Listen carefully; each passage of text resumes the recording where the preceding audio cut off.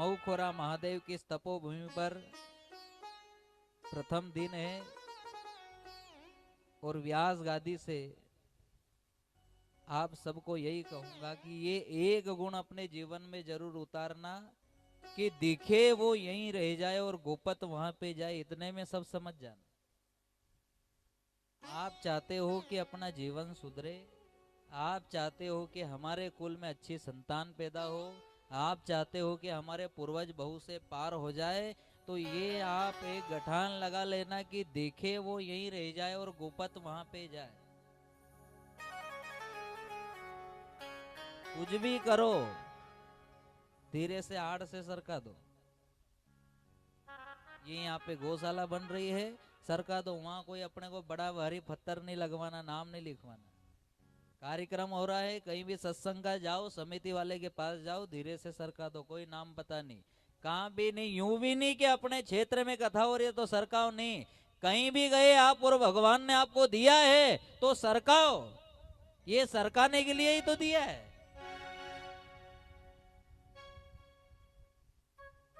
लेकिन वो माया है नहीं, वो माया नहीं सरकन, जिसके ऊपर भगवान की कृपा रहनी वही सरका है।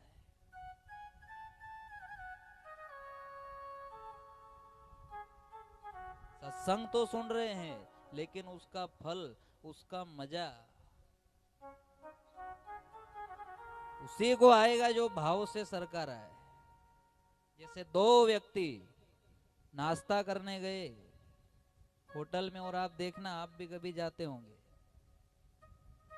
कोई भी आपका मित्र मिला और आप होटल में गए और आप समोसा खाया, आपने कचौरी खाई, तो दो व्यक्ति, अब एक व्यक्ति तो ऐसा है कि जैसे उसने समोसा कचौरे खाए वो उठ के जाएगा सेठ के पास और नोट निकाल के देगा। और वो एक है नहीं, वो बार बार जेब में हाथ भरेगा, वो बोलेगा ए मुंह धो, कहीं बोले मुंह धो गई, मुंह धो गई, तो वो बोले नहीं नहीं मैं, तो वो सिर पर हाथ डाले बस, दे नहीं। अरे मुंह धो गई करे, दे नहीं, वो देगा नहीं, वो बस हाथ डाले मुंह दू मुंह दू मुंह दू। अब वो मुंह दू करे, इतने वो जाके ने दे दे, लो सेठी। तो ऐसा ही तो है कि जिसे सत्संग का फल मिला, कथा सुनी और कथा का एक एक शब्द उसके हृदय को छिन्न छिन्न कर दिया, आनंदित हो गया कि गोविंद ही मेरा है, उसने धीरे से जाके सरका दिया। अब एक बोले कि अरे कहीं सरकाव, कथा तो बेती रही, कहीं सरकाव, कथा तो बेती रही। और फिर ऊपर से कहीं बोले वो आपकी पूर्ति होगी नहीं, तो अब मैं बैठो ही तो फिर मैं कर दे तो पूर्ति होगी। तो आपकी पूर्ति होगी नहीं तो फिर मैं बैठो तो क्या, वो जेब में हाथ डालवाड़ो है, मुंह दो, लेकिन वो दे नहीं।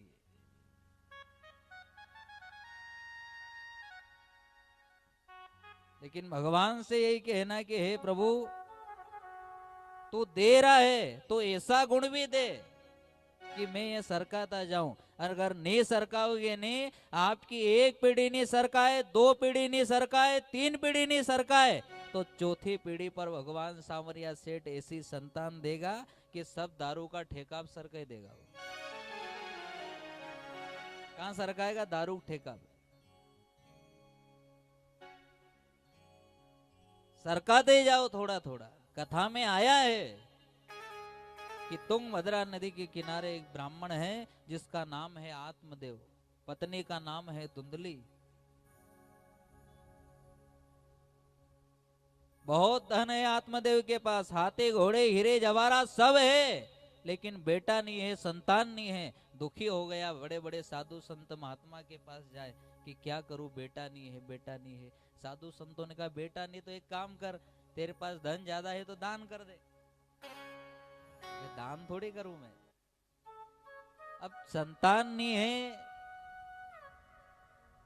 तो फिर दान कर दे तो तेरा जीवन सुधर जाएगा। नहीं मैं मर जाऊं लेकिन दान नहीं करूं मैं तो। एक कथा वार्ता कर करके धन इकट्ठा किया, इसलिए किया कि दान कर दूं।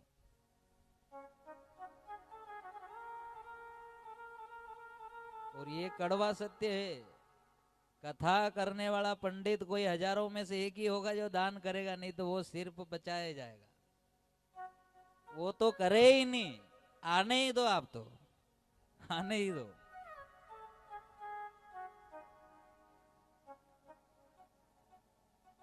कोई कोई सोचेगा जिसके ऊपर सदगुरु की कृपा है कि जब वो साल भर में इतना दे रहा है तो थोड़ा इसके धर्म के काज में भी सरका दो। नहीं तो अच्छे अच्छे महात्मा भी सरक गए बेड़ा कर करके। कोई ऐसा पाप का कमाया हुआ धन आया कि पूरे जीवन को खत्म कर दिया। और यही तो कथा कह रही है कि आपके हजारों गुणों को एक अवगुण कचरे में मिला सकता है। एक अवगुण, हजारों गुण है आपके अंदर, हजारों गुण, लेकिन एक अवगुण ही आपके जीवन भर के गुणों को कचरे में मिला देगा। और इसीलिए तो कहा कि अहंकार जब आवे तो ओंकार वहां से चला जाए। और माया कह रही है कि मैं एक प्रकार से नहीं मारूं, मैं अनेक प्रकार से मारूं लोगों को। जिस जाल में वो फंसे उस जाल में फंसाऊं मैं कि इधर आ जा तू। क्योंकि माया का काम ही है कि मैं तुझे नरक में डालूं तो कैसे डालूं। माया का काम क्या है? नरक में डालने का। जिस दिन से हमारा जन्म हुआ उसी दिन से माया पीछे पड़ी है कि मैं तुझे नरक में डालूं तो कैसे डालूं। और जैसे जैसे हमारी उम्र बढ़ेगी, बुढ़ापा आवेगा, तब तक भी माया साथ नहीं छोड़े। माया कह रही है कि बुढ़ापे में कहीं तो राम का नाम नहीं जप ले, वरना मेरी जिंदगी भर की कमाई पे पानी फिर जाए। इसलिए देख लेना, आप जैसे जैसे बुढ़ापा आवे नहीं, भी भगवान का भजन नहीं करेगा। यो मारो है, यो मारो छोरो है, या मारी बहू है, यो मास्टर है, या इतनी जमीन है। विचार करो कि जब तेरे यहाँ पर तेरे पोते के घर पे भी तोते हो गए, अब तो तेरे को सुधरना चाहिए। अब तो भजन में लग, लेकिन अब भी वो भजन में नहीं लगेगा। ये मेरा, ये मेरा, ये मेरा, ये मेरा, ये मेरा, क्यों? आखिरी सांस तक चाहे वो खाट पे पड़ा है, आप देख लेना भले, चाहे वो खाट पे पड़ा है, पाँव से चलाए नहीं, हाथ हिले नहीं, थोड़ी बहुत जीभान हिल रही है। बेटा दौड़ के गया कि बाबूजी कुछ बोल रहे हैं, तो वहां कान लगाया तो वो यूं बोले, छोरी ने बुले ले रे मुंडो देखी लूंगा। यानी कि बुढ़ापे में खाट पे पड़ा पड़ा भी क्या बोले कि छोरी ने बुला। क्यों? क्योंकि माया सिर पे बैठी है कि तू छोरी ने याद कर, छोरा ने याद कर, बहू को याद कर, रिश्तेदार को याद कर, ताकि मैं तुझे नरक में डाल सकूं। क्यों? क्योंकि अगर तूने अंत समय में राम को याद कर लिया तो अंत समय जैसी आवेगी मति, भगवान कहता है मैं ऐसी करता हूं भक्तों की गति। चाहे जीवन भर पाप हुआ, लेकिन अंत समय में राम नाम मुख से निकल गया तो राम के धाम में ही जाएगा।